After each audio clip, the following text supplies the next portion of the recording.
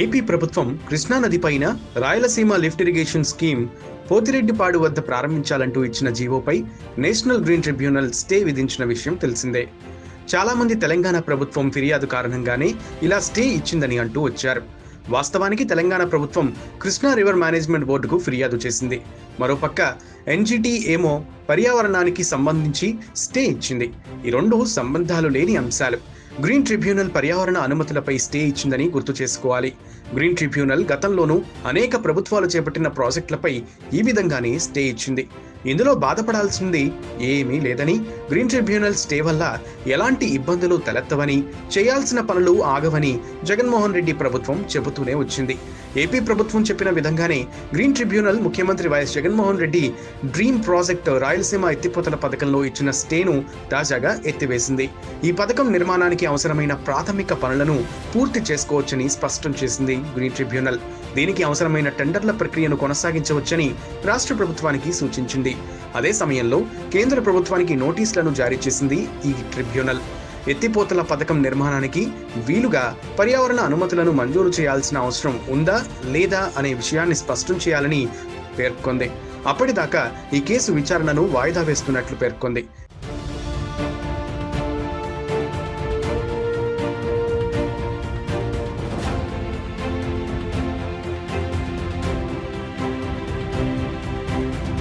ఈ కేసుపై తదుపరి విచారణను వచ్చే నెల 11వ తేదీకి వాయిదా వేసింది.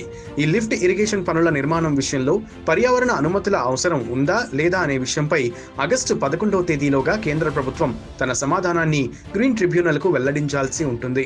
నేషనల్ గ్రీన్ ట్రిబ్యునల్ ఇచ్చిన స్టేను రద్దు చేయడానికి ప్రభుత్వం చేసిన ప్రయత్నాలు ఓ కొలిక్కి వచ్చాయి. మలివిడత విచారణ సందర్భంగా ఏపీ ప్రభుత్వ తరపు న్యాయవాదులు, అధికారులు ఈ ప్రాజెక్టుపై సమగ్ర నివేదికను అందజేశారు. ఈ ప్రాజెక్టు కొత్తగా తలపెట్టినది కాదని స్పష్టం చేశారు. ఎలాంటి అదనపు కోట నీటిని దీనికోసం వినియోగించుకోవట్లేదని వివరించారు. పాత ప్రాజెక్టులోనే కొద్దిపాటి డిజైన్ మార్పులను మాత్రమే కొత్తగా ప్రతిపాదించినట్లు స్పష్టం చేశారు.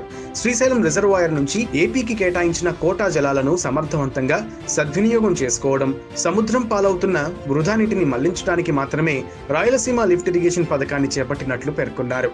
దీనికి సంబంధించి రూపొందించిన సమగ్ర బ్లూ ప్రింట్ ను గ్రీన్ ట్రిబ్యునల్ కు అందజేశారు.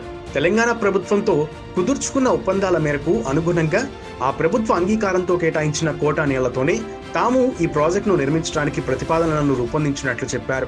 కృష్ణా జలాలపై నిర్మించిన పోతిరెడ్డిపాడు ప్రాజెక్టు విస్తరణలో భాగంగా కర్నూలు జిల్లా సంగమేశ్వరం వద్ద వైఎస్ జగన్ ప్రభుత్వం ఈ లిఫ్ట్ ఇరిగేషన్ ప్రాజెక్టును నిర్మించడానికి ప్రతిపాదనలను రూపొందించిన విషయం అందరికీ తెలిసిందే. దీన్ని నిర్మించాల్సి వస్తే పెద్ద ఎత్తున పర్యావరణానికి హాని కలుగుతుందని, ఎగువ ప్రాంతంలో ఉన్న తమకు అన్యాయం జరుగుతుందంటూ తెలంగాణలోని నారాయణపేటకు చెందిన ఓ రైతు ఎన్జిటిలో ఫిర్యాదు చేశారు. ఈ పిటిషన్పై విచారణ చేపట్టిన ఎన్జిటి స్టే విధించింది. ఈ పథకం నిర్మాణంలో ఎలాంటి పనులను కూడా చేపట్టకూడదని ఆదేశించింది. తాజాగా ఈ స్టేను ఎత్తివేసింది గ్రీన్ ట్రిబ్యునల్. కాగా ఏపీ చేపట్టే రాయలసీమ లిఫ్ట్ స్కీమ్ పై తెలంగాణ చేసిన వాదనను తప్పుబడుతూ దాన్ని ఎలా రికార్డు చేయాలో ఏపీనే చెప్పింది. పాలమూరు రంగారెడ్డి పాత స్కీమేనంటూ తెలంగాణ చేసిన వాదన, ప్రధాని మోదీ ఎన్నికల సభలో ప్రస్తావించిన అంశాలను మినిట్స్ లో ఎలా చేరుస్తారంటూ ప్రశ్నించింది. వాటిని తొలగించాలని బోర్డును డైరెక్ట్ చేసింది. డిండి, భక్తరామదాసు, మిషన్ భగీరథ, తుమ్మిళ్ల లిఫ్ట్ స్కీమ్లపై తెలంగాణ చేసిన వాదనను మినిట్స్ లో పేర్కొనడాన్ని తప్పుపట్టింది. శ్రీశైలం రిజర్వాయర్ నుంచి నీటిని రాయలసీమలోని 4, నెల్లూరు, ప్రకాశం జిల్లాలకు తరలించే ఉద్దేశంతో జగన్ సర్కార్ Sangameswaram lift scheme, Pothireddypadu head regulatory కెపాసిటీని 44,000 క్యూసెక్ల నుంచి 80,000 క్యూసెక్లకు పెంచుతూ 203 జీవోను జారీ చేయడాన్ని తెలంగాణ తీవ్రంగా తప్పుపట్టడం తెలిసిందే.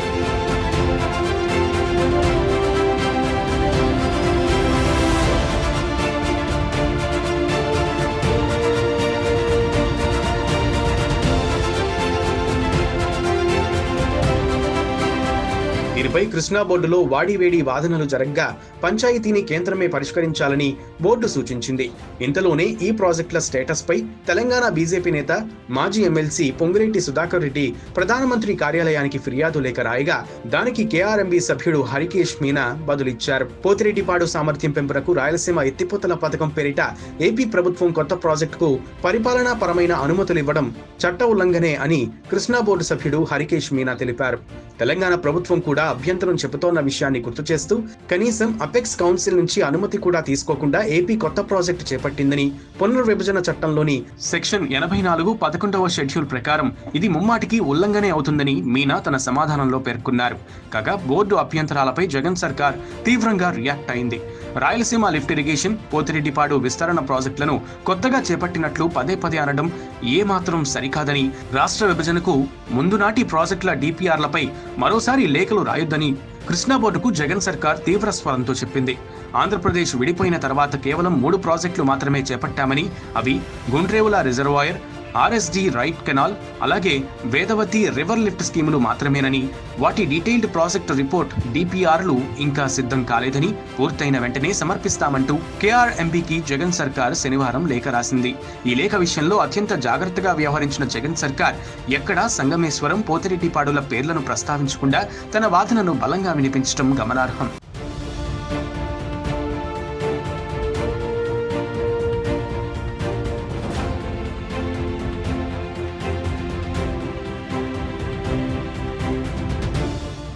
కృష్ణా జలాలతో పాటు ఇటు గోదావరి నీటిపైన తెలుగు రాష్ట్రాల మధ్య గొడవలు ముదిరాయి. పోలవరం ప్రాజెక్టు కుడి కాలువ ద్వారా నీటిని కృష్ణా, పెన్నా బేసిన్ కు తరలించేలా ఏపీ సర్కార్ ప్రాజెక్టుల్ని రూపొందిస్తుందని, వాటిని వెంటనే అడ్డుకోవాలంటూ గోదావరి రివర్ మేనేజ్మెంట్ బోర్డును కేసీఆర్ ప్రభుత్వం కోరింది.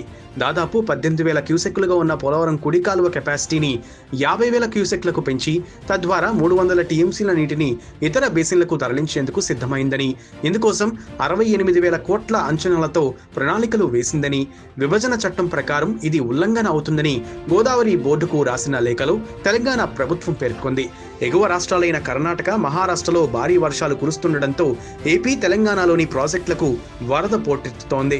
కృష్ణా, గోదావరి బేసిన్లు రెండింటికి దాదాపు ఒకేసారి జలప్రవాహం మొదలైంది.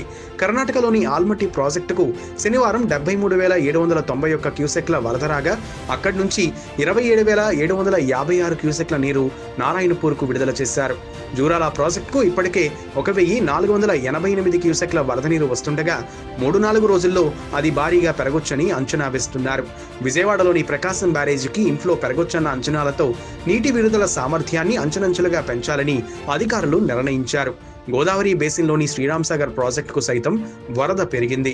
శనివారం నాటికి 9,643 క్యూసెక్ల వరద నీరు వస్తుండటంతో ఈ నెల 15 నుంచి ఎస్ఆర్ఎస్పీ ఆయకట్టుకు సాగునీటిని విడుదల చేస్తామని అధికారులు చెప్పారు.